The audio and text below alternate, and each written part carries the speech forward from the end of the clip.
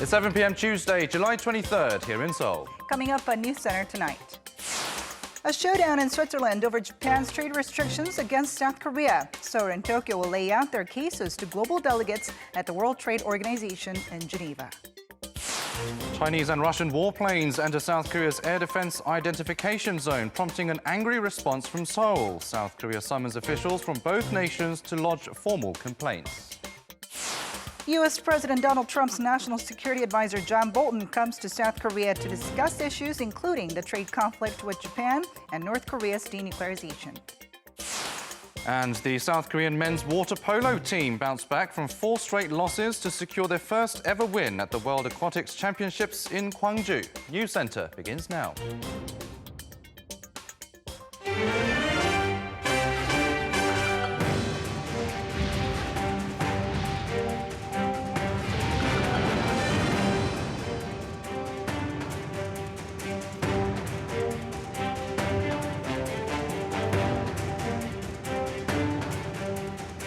Good evening and welcome to Arirang News Center, coming to you live from Seoul. I'm Lee-Jun. And I'm Noaram. Thank you as always for joining us this evening. We begin with the ongoing trade dispute between Korea and Japan. A South Korean delegation is at a WTO meeting in Geneva as we speak to make its case against Tokyo's export restrictions against Seoul. And Seoul is also due to appeal against Tokyo's decision to cut Korea from its so-called trade whitelist. Our Choi Si-young starts us off. Arriving in Geneva on Monday evening, Seoul's senior trade representative Kim Seung-ho said that the Japanese government is already violating WTO regulations with its export curbs, and that cutting South Korea from Tokyo's trade whitelist would further breach the global trade rules. I will refute Tokyo's stance sternly but with grace. I will explain to the WTO member countries the unfairness and gravity of Tokyo's export curbs. Among many possible arguments is likely to refer to the General Agreement on Tariffs and Trade, or GATT. Article 11 of the agreement prohibits WTO member countries from putting restrictions on exports, and Kim will likely argue that the Japan's export curbs violate this provision.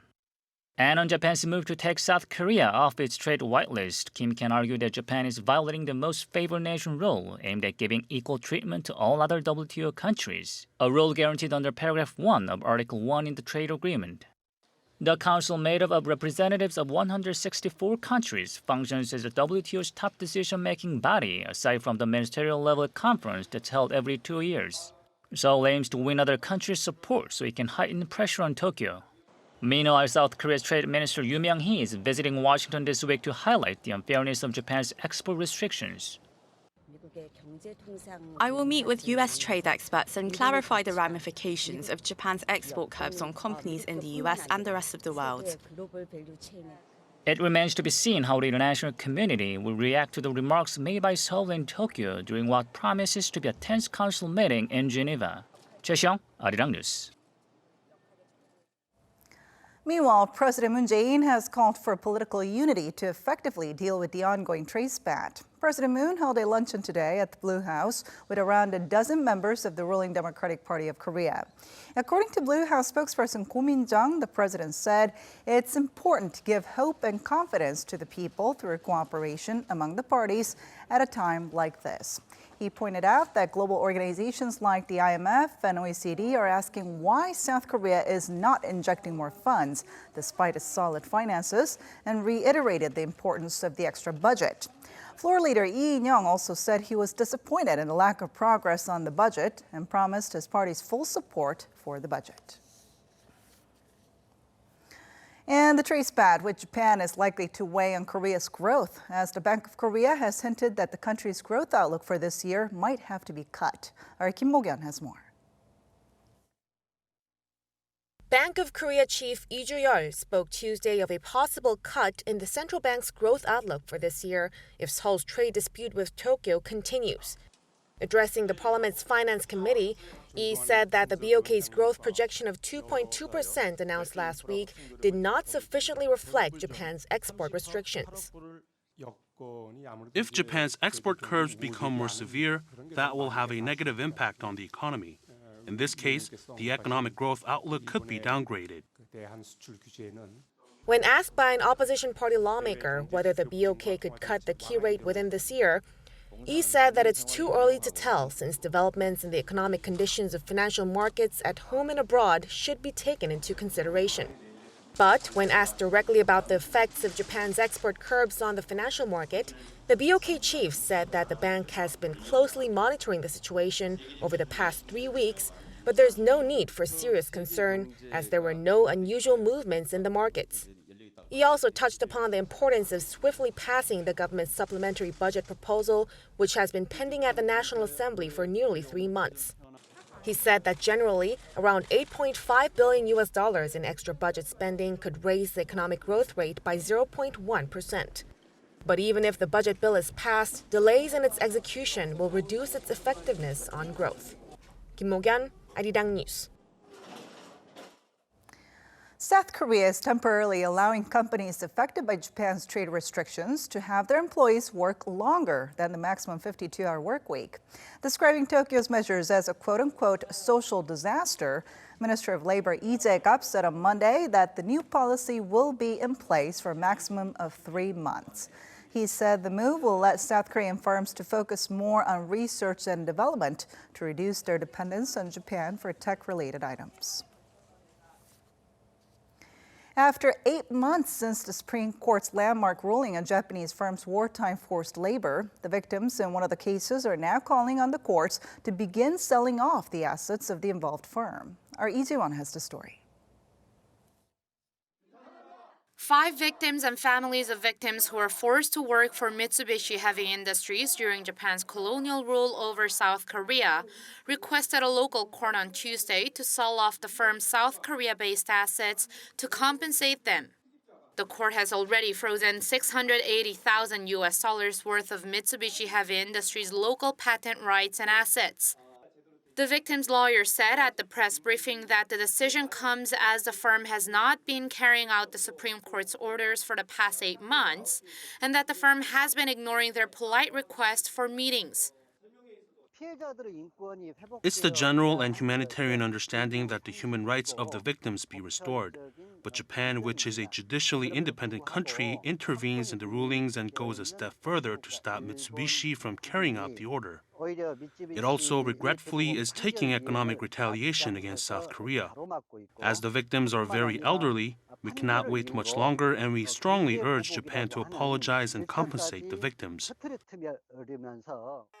Now, this comes as Mitsubishi Heavy Industries has not followed the Supreme Court's ruling last November, ordering it to give 5 people compensation of between $85,000 and $129,000 each. Japan insists the issue was resolved when Seoul and Tokyo established diplomatic ties in 1965, when they provided South Korea with funds to normalize ties. Japan once again reiterated its stance on Tuesday. The movement of cashing assets of Japanese companies is very concerning. There's no change in the government's position to strongly urge the Korean side to take measures to correct this illegal condition. This is the second such case after a South Korean court started the process of selling off the assets of Nippon Steel and Sumitomo Metal Corporation to compensate the victims of that firm's forced labor earlier this month by asking the firm to submit their final opinion within 60 days. The lawyers of Mitsubishi's victims say the process of selling off the assets could take as long as 6 months, considering all these steps and the actual selling of the assets. Lee Ji-won, Arirang News. In other news, Chinese and Russian military aircrafts have entered South Korea's air defense zone and airspace, prompting the South Korean military to take action. Seoul summoned officials from the 2 countries' embassies to protest the violations. Kim Ji-yeon with more.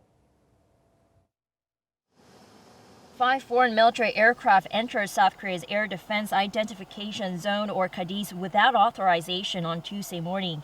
2 of the jets were Chinese, while the other 3 were Russian.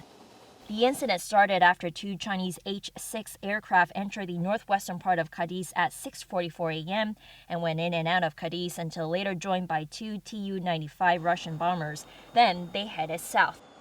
The jets were flying close at an estimated 3 to 6 kilometers away from each other. South Korea's Joint Chief of Staff said it was the first time Chinese and Russian planes have entered KADIZ simultaneously. An early warning and control A-50 Russian aircraft then trespassed into the East Sea twice near Dokdo Island, first at around 9 a.m. for a total of 7 minutes. This prompted the Air Force to scramble fighter jets and fire a total of 360 rounds of warning shots after the Russian pilot didn't respond to repeated audio warnings. Officials said it's the first time the Air Force fired warning shots towards a foreign airplane due to airspace violation. The Russian aircraft stayed in the KADIZ for a total of 1 hour and 33 minutes on Tuesday, while the Chinese jets stayed there for a total of 1 hour and 25 minutes. In response, Seoul's Foreign and Defense Ministries summoned officials from China and Russia's embassies to severely protest against the violations. I should say Russian Federation never threat Republic of Korea. It's very important. Did it have anything to do with John Bolton's visit to South Korea? Did North Korea involve in your actions today? I have to mention one thing.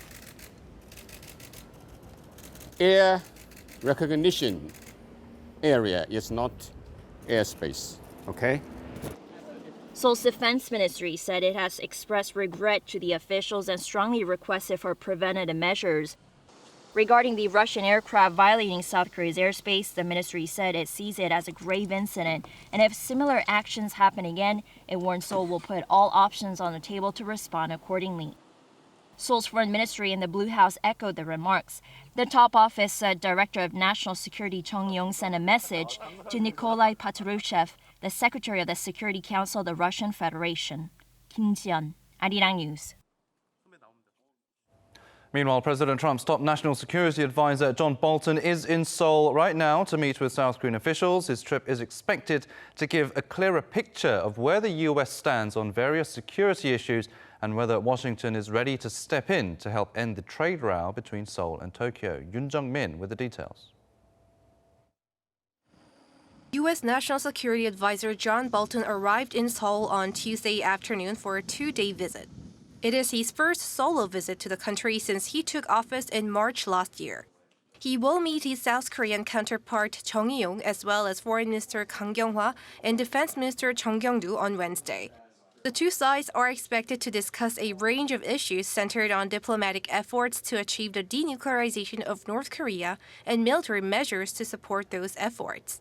It's widely speculated the two sides will discuss Seoul's stance in maintaining the General Security of Military Information Agreement, a bilateral military information sharing pact between Seoul and Tokyo, as well as the possibility of South Korea's participation in a U.S.-led coalition aimed at maintaining the freedom of navigation in the Strait of Hormuz amid escalating tensions between Washington and Tehran. During his visit to Japan on Monday, Bolton held talks with Shotaro Yachi, who heads the Secretariat of Japan's National Security Council of the Prime Minister, as well as Foreign Minister Taro Kono and Defense Minister Takeshi Iwaya.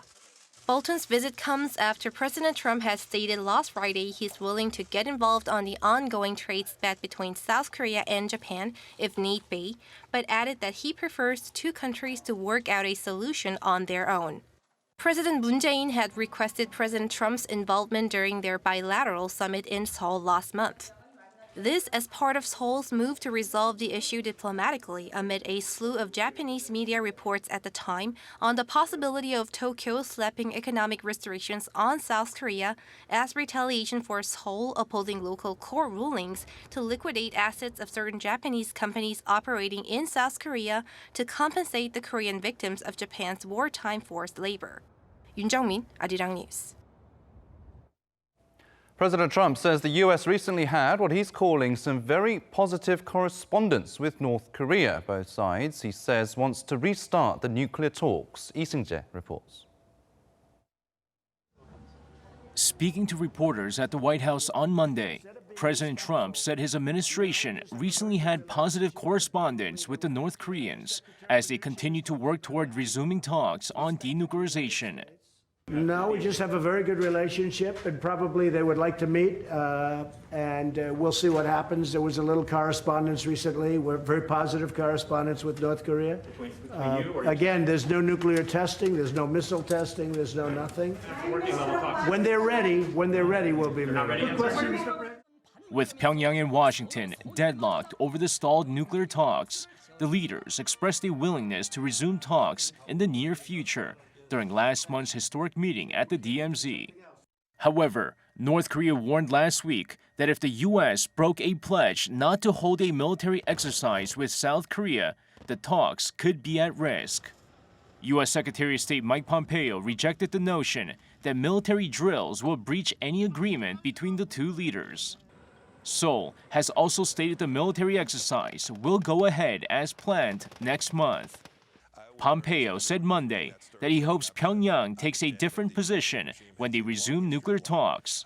While he didn't elaborate on what that may be, he said the task is simple, considering North Korean leader Kim Jong-un already committed to denuclearize during his first summit with President Trump in June 2018. 이승재, Arirang News. New reports are claiming that Chinese tech giant Huawei may have secretly helped North Korea build a 3G wireless network. If true, that would do nothing to put it back in the good graces of other countries. Hong Yu reports. A Washington Post article has claimed Chinese telecom giant Huawei has been secretly helping North Korea build and maintain its commercial wireless network. According to the newspaper on Monday, over the span of at least 8 years, Huawei teamed up with Chinese state-run Panda International Information Technology to provide networking equipment and related software. The U.S. Commerce Department has been investigating Huawei since 2016 to see if it had violated American export controls to furnish North Korea with equipment. Such revelations, if confirmed, will be the latest blow to Huawei's reputation. The U.S. put Huawei on a blacklist in May, citing national security concerns. The move prohibited U.S. companies from selling most U.S.-made parts and components to Huawei without special licenses.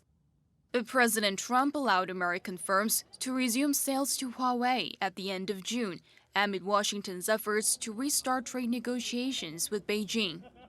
In a statement to the Washington Post, Huawei said that it had no business presence in North Korea and that the company is fully committed to complying with all applicable laws and regulations in the countries and regions where it operates. When asked about the issue at the White House on Monday, President Trump said the U.S. will look into it. Hong Yu, Arirang News. Turning to some economy-related news now, and Kia's first-half operating profit soared 71% compared to the same period last year, posting its second-quarter figures earlier today. The carmaker also said its Q2 earnings jumped 52%. Net profit for the April to June period stood at $430 million. The firm attributed the figures to a relatively weak local currency and an uptick in sales of new models. South Koreans apparently spend big when they go on vacation abroad. Data shows they're among the top 10 spenders compared to other nationalities. But that money may soon be flowing into vacation spots here at home as many South Koreans decide not to go to neighbouring Japan. Oh Soo-young has more. South Korean travellers are the world's 6th biggest spenders when they travel abroad, with many opting to vacation outside Korea. But they may soon be opening their wallets at local attractions. According to MasterCard on Monday, South Koreans are now among the top 10 nationalities that spend the most when travelling overseas, a jump from 10 years ago when they ranked 12th. American and Chinese travellers top the list. Japanese travellers ranked 7th, followed by Canadians, Russians and Taiwanese. South Korea has seen its number of outbound travellers increase every year, with overseas tourist spending hitting a record $32 billion in 2018, according to the Bank of Korea. Some $5 billion is expected to have flowed into Japan, the travel destination of choice for more than 7.5 million, or 1 in 3 South Korean travellers last year. They were the second largest group of visitors to Japan by nationality after the Chinese. However, with growing bilateral trade tensions sparked by the Abe administration's export restrictions on South Korea, more and more South Koreans have been cancelling trips to Japan. Instead, they may soon be looking to vacation within Korea. President Moon Jae-in strongly encouraged Koreans on Monday to travel domestically instead of flying overseas to support local tourism. With a sore lack of domestic travellers, Korea's tourism deficit amounts to some $13 billion, with the industry amounting for a mere 2.7% of the GDP. and there lies the potential to grow the industry into a booming sector. The country is home to scenic mountains, islands, and exquisite cultural sites that have been recognized as outstanding World Heritage Sites. Most recently, Seowon's, which are traditional academic facilities boasting quaint wooden verandas surrounded by botanical gardens. Nearly 30 million Koreans, more than half the population, traveled abroad last year. Seoul, Arirang News. Well, speaking of vacation, here are some places here in Korea you might want to think about going this summer. The 5 so-called villages of excellence. Our Lee Min-san tells us more. In this quiet town, visitors can enjoy a relaxing walk along the stone wall. Sangso village, located in Dadoe Haesang National Marine Park in Jeollanam-do Province, is one of the destinations that Korea National Park Service recommends for a summer vacation. The village's unique rice paddies are recognized as globally important agricultural heritage by the United Nations. Korea National Park Service selected 5 명품 villages, or villages of excellence, that are worth visiting this summer. Naedo Island in Hallye Haesang National Marine Park offers beautiful scenery. Visitors can enjoy looking out over the sea while relaxing in a forest by the beach. For families with little kids, Golmekgol village in Woraksan Mountain is a good choice. Children can enjoy swimming in the mountain stream or simply playing in the water to cool off. My children are having so much fun here. We can play in waters as well. It's quite a rejuvenating experience. If visitors want a more unique vacation, they can go to Jeollanam-do Province and take a ferry from Huksan-do to spend time at an island village or take a look at the traditional agriculture on Mudeungsan Mountain. Myeongpin villages are supported by the National Park Service to preserve the parks and improve residents' income. These villages are filled with things to see, eat and enjoy for a memorable summer vacation. These villages of excellence are already popular destinations, so it's recommended that you make a reservation in advance. Lee Min-sun, Arirang News. Well, the beach is a great place to enjoy the summer vibes, but it's not without its dangers. And one of the most deadly among them is rip currents, also known as rip tides. Our Park Se-young explains. Rip currents are powerful channels of water flowing away from the shore at a fast pace, and they can occur at any beach with breaking waves. Swimmers that are caught in rip currents can get pulled away from the shore at speeds of up to 1.6 meters per second, which is faster than an Olympic swimmer and far too fast for swimmers to make it back safely to the beach. In the U.S., about 100 people drown in rip currents every year. Lifeguards rescue another 30,000 swimmers a year from the deadly currents. Rip currents pose a threat in Korea as well. In 2010, 3 deaths at Daecheon Beach in Chungcheongnam-do Province were attributed to rip currents. At Haeundae Beach in Busan, hundreds of people have been rescued after being pulled away by the powerful currents. Since 2011, the Korea Hydrographic and Oceanographic Agency has been running real-time rip current detection systems at 7 beaches across the country. They first started with Haeundae Beach and are now running the system in Songjang and Imlang beaches in Busan, Daecheon Beach in Chungcheongnam-do Province, Jungmun Sekdal Beach on Jeju Island, and Gyeongpo and Naksan beaches in Gangwon-do Province. Rip current forecasts are divided into 4 warning levels: notice, watch, warning, and danger. Warnings are posted on Korea's weather agency website, so swimmers should check this information before heading to the beach. If you do get caught in a rip, stay calm and yell for help. Instead of exhausting yourself by trying to swim against the current, stay afloat while waiting for help. Swimming parallel to the shore towards breaking waves can help swimmers escape from the rip current. Park Se-young, Arirang News. South Korea's first win in men's water polo at the 2019 World Aquatics Championships in Gwangju as Team Korea beat New Zealand despite its 4 previous losses. Our Kan Young-woo has the story.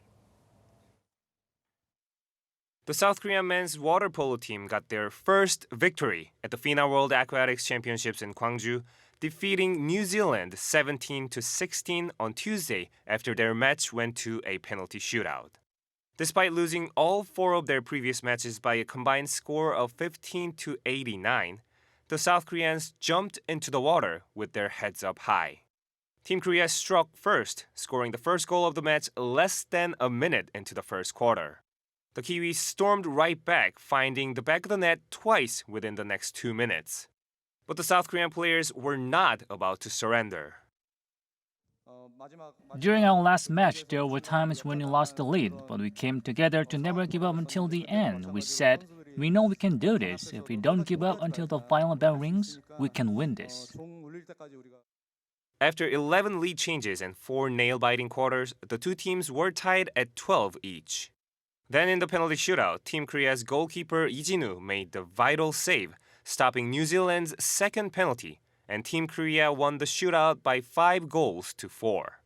The victory came in South Korea's first ever time competing in water polo at the FINA World Championships. The unranked team entered the tournament as South Korea is the host nation. Hoping that Tuesday's victory would spark more interest in the sport, Team Korea is already looking towards the future. What's important is that we have the Olympic qualifications next February. As Japan is the host nation, we need to get past Kazakhstan and China to get to the Olympics. We are going to put in our utmost efforts to do that. Team Korea finished the competition ranked 15th out of 16, but its first ever victory at the World Championships will go down in Korean sporting history. 강영우, Arirang News. Government data shows nearly 65% of elderly Koreans want to work until the age of 73. Statistics Korea conducted a survey in May on just under 14 million Koreans aged between 55 and 79. The desired retirement age from last year's survey was 72. More than 60% of the respondents cited living expense as the reason for job hunting, far exceeding pleasure of working, which stood at 33%. Hyundai and Kia are offering free inspection services for their vehicles this summer. The service will be available for 3 days starting tomorrow at both official and affiliated service centres nationwide. The inspection covers engines, coolant and oil leakage, tyre pressure, brake pads and lighting to prevent accidents while on vacation. Free inspection coupons can be downloaded through Hyundai's My Car Story app or the Kia Vic app. Korea's health authorities have issued a nationwide alert over the risk of Japanese encephalitis. The warning comes after the Centers for Disease Control found the virus carrying the disease in more than 70% of mosquito samples collected in Gyeongsang-namdo province. No cases of Japanese encephalitis have been reported so far this year. Health authorities are advising people to get vaccinated. Children under the age of 12 can get vaccinations for free at public health centres. The government plans to designate a 13th century mountain fortress in Gangwon-do province as a cultural heritage. The Cultural Heritage Administration says it will decide whether to add the Inje Hange Sansong to the National Heritage List after collecting public opinions until the end of this month. The fortress was built during the Goryeo dynasty to fend off Mongolian invaders. In 2014 and 2015, relics and parts of buildings from the Joseon and Goryeo dynasties were found at the site during excavation work. That has been your 3-minute news flash.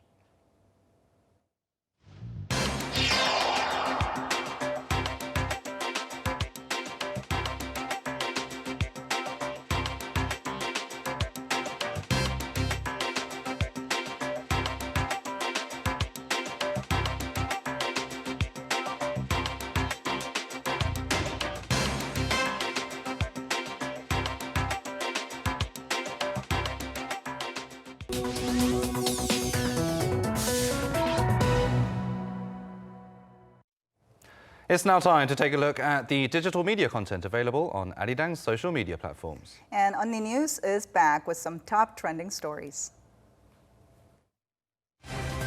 Hi everyone, I'm Minson, a news reporter at Arirang TV.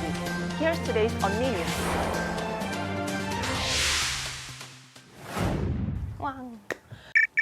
How many likes do you have on your Instagram? Maybe the number of likes won't matter anymore, because Instagram came up with a special feature to hide how many likes you have on your post. In April, Instagram first tried hiding the number of likes for users in Canada, and now they are going to expand that to 6 countries. And the reason for that? Instagram said sharing photos and videos are more important than how many likes you have. What do you think? Should it not matter how many likes you have? But remember, you can still like this video. It all started with a small Italian restaurant in Seoul, when the owner declared that he will provide free meals to underfed children. The government subsidizes underfed children with meal card they can use at certain restaurants. But the limit is about 5,000 won, which is slightly over $4. So the owner decided to create a so-called VIP card children can show at his restaurant to enjoy a decent meal without feeling embarrassed. And many other owners of restaurants and small businesses around the country were touched by this news and decided to join his goodwill. They created a group called Good Influence. The members of Good Influence provide meals, private education classes, and admissions to cultural facilities free of charge for these children. Just as their name suggests, they are already exerting good influence on society.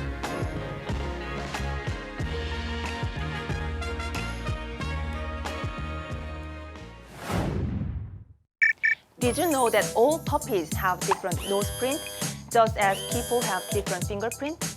One of the local insurance companies in Korea came up with pet insurance products using pet nose print to identify pet dogs for the first time. Since 2014, all pet dogs are required to insert a microchip and register at local governments. But only 30% of them have registered.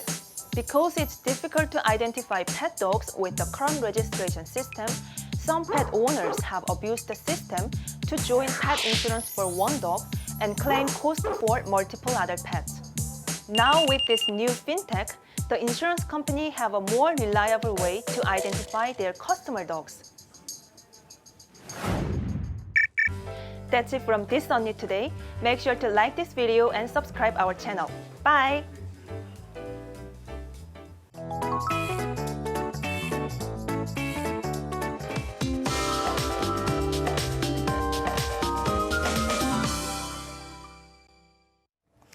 Heat wave alerts have been issued for most parts of the country, with the mercury jumping to more than 33 degrees Celsius. Quite hot indeed. Let's get more on the weather from our Michelle Park at the Weather Center. Michelle. Today was Taeseo here in Korea, traditionally known as the hottest day of the year. And it surely lived up to its meaning as temperatures soared across the nation, triggering heat wave advisories in most parts of the country, while some eastern regions were issued with heat wave warnings. Now on Wednesday, overcast skies will dominate over the peninsula with sporadic showers until 9 p.m. That's possibly. Now meanwhile, Beijing is going to be unbearably hot at 37 degrees Celsius. The nation is expecting to experience tropical nights as most places, including Seoul, will wake up to 25 degrees Celsius tomorrow morning.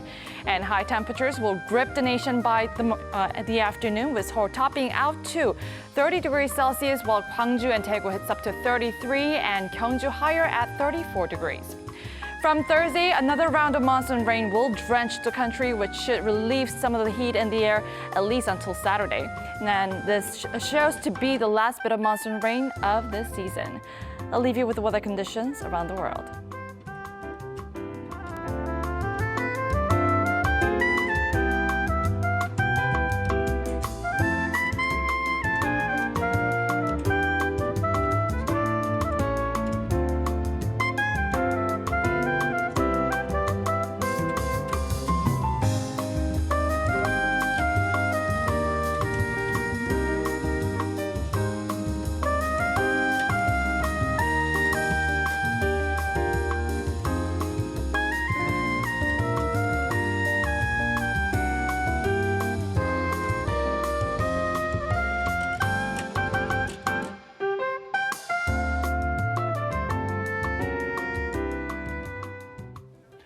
That will wrap it up for this edition of Arirang News. Thank you as always for watching. And News in Depth is next.